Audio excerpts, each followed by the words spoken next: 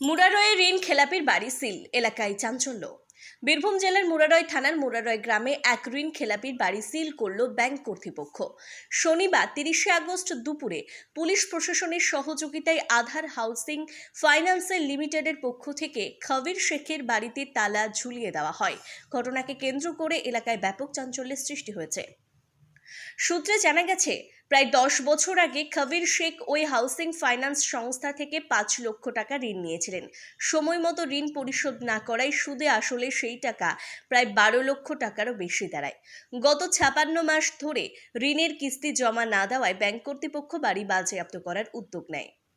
এদিন সাংবাদিকদের প্রশ্নের উত্তরে খবির শেখ অভিযোগ করেন, আমার বাড়িতে এখনো পর্যন্ত ব্যাংক কর্তৃপক্ষ কোনো লিখিত নোটিশ দেয়নি। আমি যে ঋণ নিয়েছি সেই নিয়ে আদালতে মামলা চলছে। অন্যদিকে ব্যাংকের তরফে জানানো হয়েছে, আদালতের তরফ থেকে কোনো স্টে অর্ডার না থাকায় আইন মেনে এই পদক্ষেপ করা হয়েছে। ব্যাংকের এক আধিকারিক বলেন, তিনি চাইলে আদালতের রায় অথবা ব্যাংকের সঙ্গে আলোচনার মাধ্যমে টাকা পরিশোধ করে আবার নিজের বাড়ি ফেরত নিতে পারবেন। পুলিশ প্রশাসন বাড়ি সিল করার আগে মালিককে নিজের জিনিসপত্র বের করে নিতে সহায়তা করে। এরপর ব্যাংক কর্তৃপক্ষ তালা ঝুলিয়ে বাড়িটি সিল করে দেয়। মুরারয় থেকে শুভাশিস ব্যানার্জির রিপোর্ট, তারাপীঠ টিভি। 4.5 লাখ টাকা হাতে পেয়েছিলাম, 50,000 টাকা ইন্স্যুরেন্সে, 3,90,000 টাকা দেওয়া হয়েছে। করোনা লেগে আমি ধরার কিস্তি দিতে পারি, আমার কাছে কোনো নোটিশ আসেনি। কোনো নোটিশ আসেনি? না। কোন ব্যাংক থেকে নিয়েছিলেন? আধার হাউজিং বলছে। কিসের ওপর লোন নিয়েছিলেন? এই বাড়ির উপরে মর্গেজ দিয়ে? মর্গেজ লোন 3,90,000 দিয়েছেন? দিয়েছি, ওদের কাছে রসুন বসুন সবই জমা দিয়ে। আজকে প্রশাসন কেন এসছে? কী করে বললো আমি তো জানি না, আমাকে কোনো কিছু বলে উনি। কিছু বলেন আপনাকে? না, একদিন বললো যে আপনার বাড়ি সিল করা হবে, তো সিল করা হবে। হ্যাঁ, আমি টাকা নিয়ে গেলাম আধার হাউজিং 2.5 লাখ টাকা। বলে যে কেস চলছে, দাদা কেসটা হবে, তারপর নিতে হবে, তার আগে নিতে হবে। আচ্ছা, তাহলে উচ্ছেদের এখনো কোনো নোটিশ পাননি? না, আমাদের বাড়িতে কোনো নোটিশই আছে এবং পাড়া প্রতিবেশী সবাই জিজ্ঞাসা করে।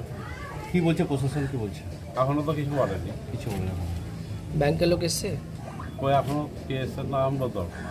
কথা বলেন আপনাকে কেউ? না, এখনও কিছু হয়নি। কি নাম আপনার? আমার নাম খাবির শেখ। লোনটা কত বছর আগে নিয়েছিলেন?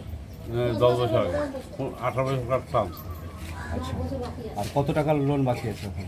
এখন ধরেন আমি 3,90,000 দিয়েছি, বাকিটা পুরোটাই আছে। আমাকে বললে 2,25,000 শেষ করে দেবো, দিয়ে আমরা টাকা নিয়ে গেলাম, দিয়ে বলছে দাদা কেস চলছে, টাকা এখন নেওয়া যাবে না। দিয়ে আমরা ঘুরে চলে এলাম, যে এসে আমি কেস করে দিই। এই লোনটা কিভাবে নিয়েছেন আপনি? অনলাইনের মাধ্যমে না কোনো এজেন্টের মাধ্যমে? না, এজেন্টের মাধ্যমে। আচ্ছা, আশেপাশে কি এর শাখা আছে ব্যাংকের? না, এখানে কিছু না। আচ্ছা, কিভাবে লোনটা পাস হলো? ওই আপনার ধরেন মুশকিল একটা ছেলে কাজ করতো, ওই পাস করতো। আচ্ছা,